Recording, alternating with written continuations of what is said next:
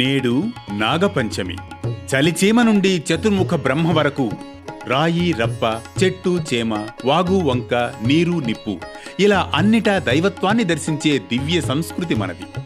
మన సనాతన సంప్రదాయం ప్రకారం పాము కూడా పరమాత్మ స్వరూపమే. 1000 పడగల ఆదిశేషుడు విష్ణుమూర్తికి పానుపు, పరమేశ్వరుడి కంఠాభరణం, వినాయకుడు నాగయజ్ఞోపవీతుడు. ఇంత విశిష్టత కలిగిన నాగుపాముకు సంబంధించిన నాగపంచమి విశిష్టత, ఆంతర్యం తెలియజేసేదే వేటూ న్యూస్ పరమార్థం. శివాభరణం ఘోరరూపం పంచ ఇంద్రియతారకం, శివాభరణం ఘోరరూపం పంచ ఇంద్రియతారకం. శ్రావణమాసం శుక్ల పంచమి తిథి రోజున నాగపంచమి సందర్భంగా నాగుపాములను ఆరాధిస్తారు. అలాగే కార్తీక మాసంలో వచ్చే శుక్ల పంచమి నాడు జరుపుకునే నాగపంచమి కూడా ఈ సంప్రదాయానికి చెందిందేనని పండితులు చెబుతారు. తిరుమలలో నాగపంచమి రోజున శేషవాహనంపై శ్రీ వెంకటేశ్వర స్వామివారు ఊరేగుతారు. శ్రీ మహావిష్ణువుకు వాహనంగా, ఆభరణంగా, పాన్పుగా సేవ చేస్తాడు శేషుడు. అనంతమైన శక్తికి, జ్ఞానానికి, భక్తికి ప్రతీక శేషుడు. అందుకే నాగపంచమి రోజున తిరుమలలో జరిగే శేషవాహన సేవలో పాల్గొనేందుకు తిరుమలకు వచ్చి స్వామివారిని దర్శించుకొని ఆయన కృపకు పాత్రలవుతూ ఉంటారు భక్తులు.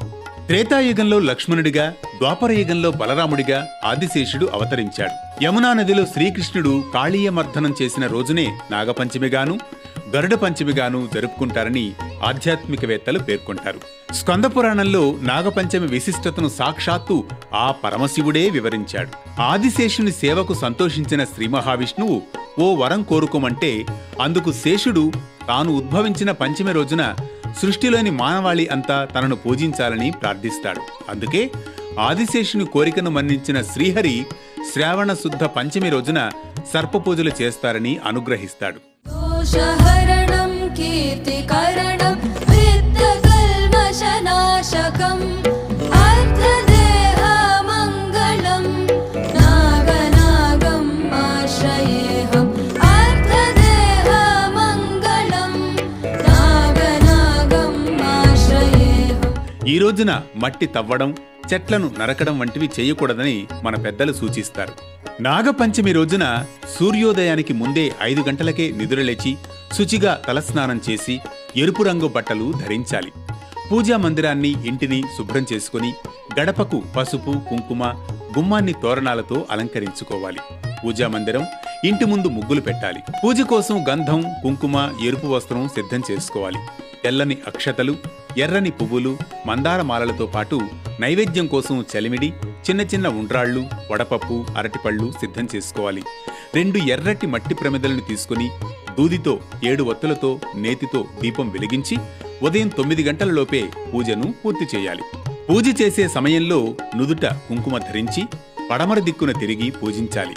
ఓం నాగరాజాయ నమః అనే మంత్రాన్ని 108 సార్లు జపించి పుట్ట వద్ద నాగ ప్రతిమకు కర్పూర హారతులిచ్చి నైవేద్యం సమర్పించుకోవాలి. నాగపంచమిని అనుసరించిన కుటుంబానికి నాగదోషాలు, అకాల మృత్యు భయాలు, పిల్లలకు కళ్ళు, చెవులకు సంబంధించిన దోషాలు తొలగిపోతాయని శాస్త్రవచనం.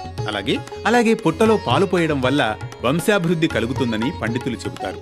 పూర్వం ఒక గ్రామంలో ఒక శ్రీమంతురాలు ఉండేది. ఆ సుగుణవతికి చెవిలో చీము కారుతూ ఉండేది. సర్పం కనబడినట్లు, కాటు వేసినట్లు స్వప్నాలు వస్తూ ఉంటాయి.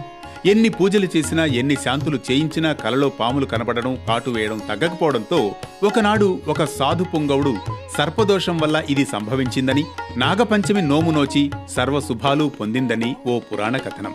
ఈ నాగపూజ వెనుక యోగపరమైన అంతరార్థం కూడా ఉంది. మన వెన్నెముకకు అడుగు భాగంలో మూలాధార చక్రం ఉంటుంది. ఆ చక్రంలో కుండలిని శక్తి ఇమిడి ఉంటుంది. అది నాగదేవతగా ధ్యానంతో ఆ కుండలిని శక్తిని కదిలించి సహస్రారం వరకు తీసుకెళ్లిన యోగులు మహనీయులవుతారని, అది నాగశక్తిగా పేర్కొంటారు. ఇది నాగపంచమిలోని ఆంతర్యం, పరమార్థం.